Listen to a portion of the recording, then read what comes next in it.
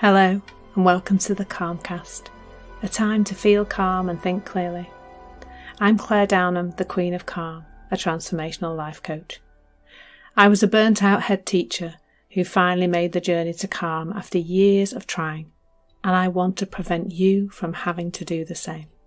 The Calmcast is a series of short explorations, gently guiding you back to your natural state, which is calm and clarity. Just listen like you would listen to music, with an open mind and curiosity. There's nothing else to do. Now let's relax into today's episode. So today I'm going to tell a little story about my adventures yesterday and really to kind of highlight laughter really as something that sometimes just happens in the moment when we see the chaos we've created in our own heads with our own thinking. So yesterday I was parked up at Lincolnshire Showground, where my fiance was doing the food safety work, and I was in my motorhome, which is where I am today as well. And the plan was I had loads of things to do. I had calls to make, I had Zoom calls to do, all sorts of things I wanted to get up to date. I've had a few days off at a conference. I haven't really been doing much work. I had a few things I wanted to catch up on. And as I prepared for my first coaching call yesterday morning, it became apparent that I had no internet. So after a fumbling attempt to use Zoom with the internet was that, at the level of which we probably, some of us remember dial up in the 90s, it was shocking. It was really poor. So anyway, I kind of got through that by speaking to this lady on the phone. We tried to do Zoom, but the internet was so poor that it just wasn't working at all, really. But we had a beautiful conversation. And actually, that conversation had a lot of laughter in it. The lady that I spoke to laughed a lot as she realised more and more of the layers of things that she was creating that were bringing about anxious feelings, stressful feelings. And she laughed every time I pointed out to her where that was something she didn't really need to think about just yet. There was laughter. She did a lot of laughing, and that was lovely. It was lovely to see that being the result of seeing that we are creating our lives. And I don't ever mean that to sound like, well, create a better one then. And that's not at all what I mean. But as soon as we realise we're misusing the power of thought, it doesn't make sense to carry on. So anyway, I had that beautiful call, and I really noticed there was a lot of laughter in that. A lot of laughter. So, so then I was like, well, really are a few things. Oh, I know what I wanted to do. I wanted to book the lady in for her next session on my booking system, which is run by the lovely Calendly. Other booking systems are available. So I decided to, so I played around for a while trying to get the internet to work and all of that. And anyway, then this lovely friend of mine who I've met through networking, Chris Hodgkiss, called. He's just calling for a catch up, say hi, chat about a referral. Anyway, we chatted for a bit, and I was telling him about my internet, and he said, oh, I'll tell you what, I'll check and see if I can see on the internet. I can get your postcode and I can see where the mast might be, and you might be able to kind of go to the mast and try and find. So anyway, he did that for me, and he said the mast was nearer the main road. So I thought, right, well, I'll trundle off over to the main road. So off I went, phone in hand, because I thought if I can just get this lady booked in, I don't want the session that she wants to disappear because somebody who has got internet can book into my system. So off I trundled across the grass in my sandal, and it was boiling hot. Must have been 27 degrees by then.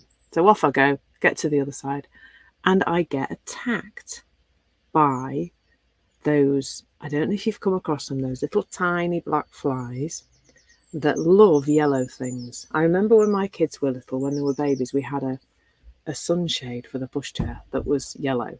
And everywhere we went, those little black flies were like on it. And I was wearing yellow trousers yesterday. I'm actually wearing a yellow dress today. I never used to wear yellow. I love it now. So I got attacked. And I was, I guess, getting a little bit frustrated by this point with the whole internet thing and what was I going to do and how I was going to do the rest of my day and what calls I had other calls to make. And I had one call that was the US, so I didn't really want to be phoning them on the phone.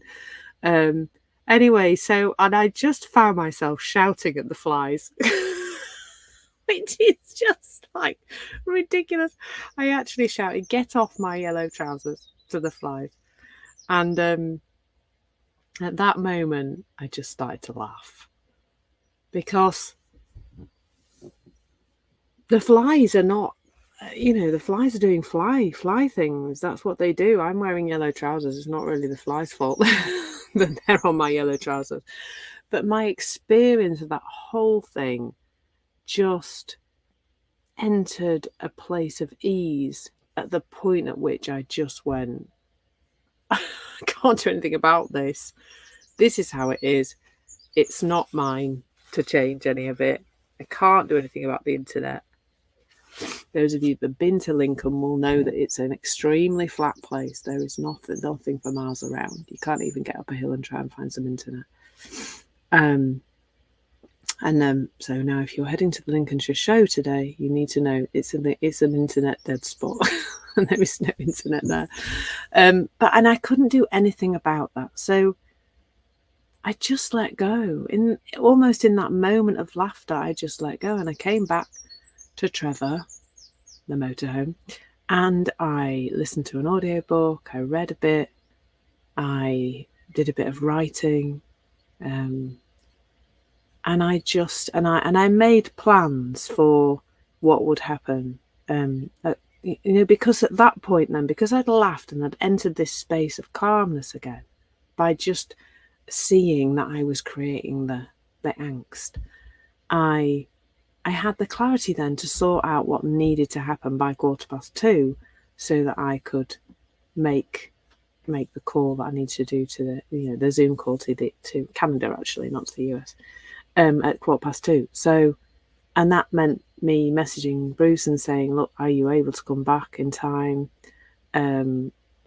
Deciding that I would drive the motorhome for the first time if I couldn't, and I would just go find a supermarket car park or somewhere to hang out while I did that call.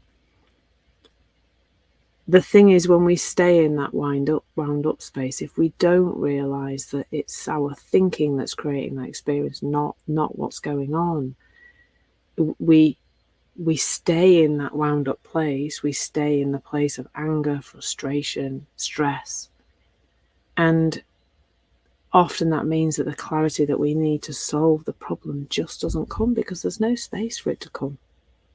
We've got busy heads and there is no space for it to come through. Whereas when we take a breath and we pause for a bit, when we laugh at ourselves, I mean, that fundamentally was what I did as I shouted at the flies on my trousers. How ridiculous. I just laughed at myself, and in laughing at myself, there was relief. There was a seeing of the nonsense that I was creating, a seeing of the stress that was coming from me and not from anywhere else. And that provided relief and calm.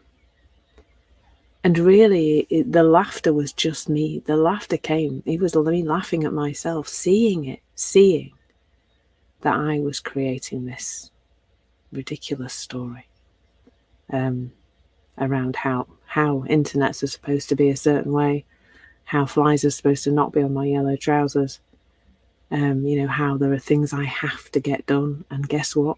Nobody died because I didn't do those things yesterday. Fancy that. Nothing happened. Nothing went wrong. There literally nothing happened. I'm still here.